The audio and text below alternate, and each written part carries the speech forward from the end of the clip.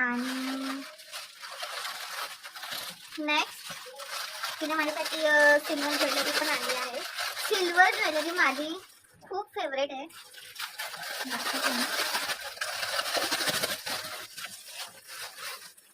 हे चोकर आहे.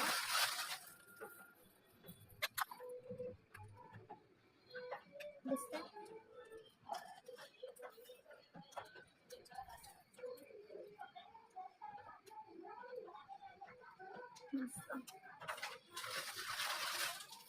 आणि हे